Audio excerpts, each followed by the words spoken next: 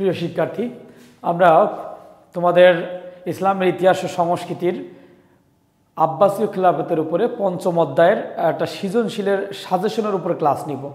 দেখো, তোমরা অনেকেই বলে থাকো যে স্যার এই আব্বাসীয় যে খিলাফত আছে, আব্বাসী খিলাফত, এই আব্বাসী খিলাফতের বা আব্বাসীয় খিলাফতের আমরা যদি বলি, এই আব্বাসীয় খিলাফতের সৃজনশীল নিয়ে তোমরা একটু সমস্যায় থাকো। তো যারা এই অংশ থেকে উত্তর দিতে চাও, দেখো মাত্র কয়েকজন শাসক পড়লেই তুমি এখান থেকে কমন পাবা। আমরা দেখি, প্রথমত আমরা এই আব্বাসীয় খিলাফত প্রতিষ্ঠার প্রথম যে শাসক ছিল আবুল আব্বাস। এই অংশ থেকে আমরা তার চরিত্র এবং কৃতিত্ব, বিশেষ করে চরিত্রটাই বেশি পড়ে। তোমরা চরিত্র এবং কৃতিত্ব পড়লেই তুমি আবুল আব্বাস থেকে, তবে এখান থেকে কিন্তু কম পড়ে, প্রশ্নটা খুবই কম পড়ে আবুল আব্বাস থেকে। তারপর আমরা তার নিষ্ঠুর যে আচরণগুলো আবুল আব্বাসের, সেই বিষয়গুলো আমরা একটা ধারণা নিব। এবং এইখানে দেখো দ্বিতীয় প্রশ্ন থেকে বারবার আসে, এই দ্বিতীয় নাম্বার আব্বাসীয় খিলাফতে প্রতিষ্ঠিত আবু মুসলিম খুরাসানির অবদান। তোমরা জানো যে এই যে তিনি আব্বাসীয় আন্দোলনটাকে সফল করার জন্য বা আব্বাসীয় খিলাফত প্রতিষ্ঠিত করার জন্য সবথেকে ভূমিকা ছিল কার?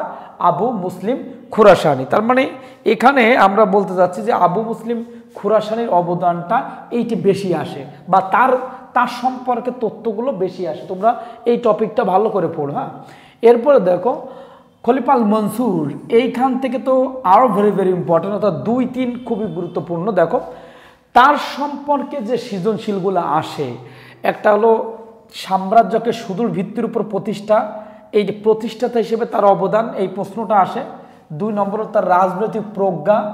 3 নম্বর হলো রাজধানী স্থানান্তর। তোমরা জানো যে এই যে আল মনসুর, তিনি যে বাগদাদ যে নগরটা প্রতিষ্ঠা করে, তার রাজধানী পরিবর্তন, এইটা কিন্তু আসে।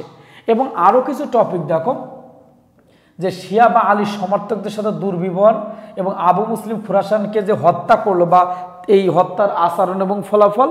এবং 3 নম্বর হলো রাওয়ান্দিয়া সম্প্রদায়ের বিদ্রোহ দমন। এই টপিকগুলো থেকে তুমি আল মনসুর, তুমি যদি এই টপিকগুলো পড়ো, তবে আল মনসুর এই অংশ থেকে যে সৃজনশীলই পড়ুক না কেন তুমি কমন পাবে।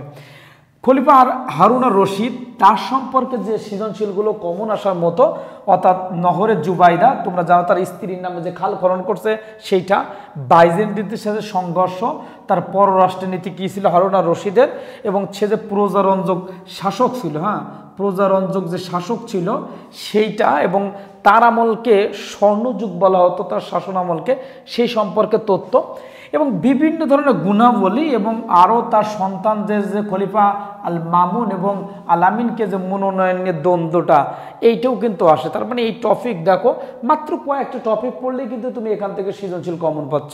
এবং এরপরে দেখো আরেকটা প্রশ্ন এখান থেকে আসে, বার্মাকিদের উত্থান, হ্যাঁ জাফর বার্মাকি, হ্যাঁ বা এই তাদের উত্থানটা, বার্মাকিদের উত্থান এবং পতন, যেমন তাদের প্রভাবটা, অর্থাৎ আব্বাসীয় খিলাফতে বার্মাকিদের যে প্রভাব, হ্যাঁ অথবা তাদের উত্থান অথবা তাদের পতন, এই বিষয়টা পড়লেও কিন্তু তুমি সৃজনশীল এখান থেকে পড়লে পাবে।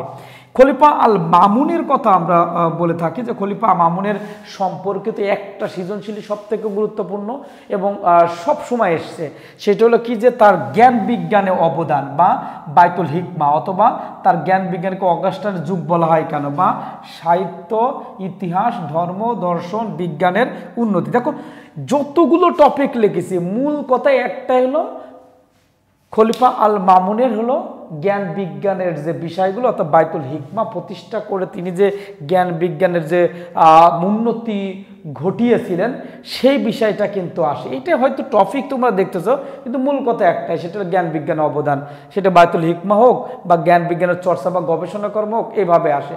তো প্রিয় শিক্ষার্থী, দেখো এই পঞ্চম অধ্যায়ে যারা খুব চিন্তিত, যে কোনো পরীক্ষার ক্ষেত্রে তোমরা এটা কমন পাবেই।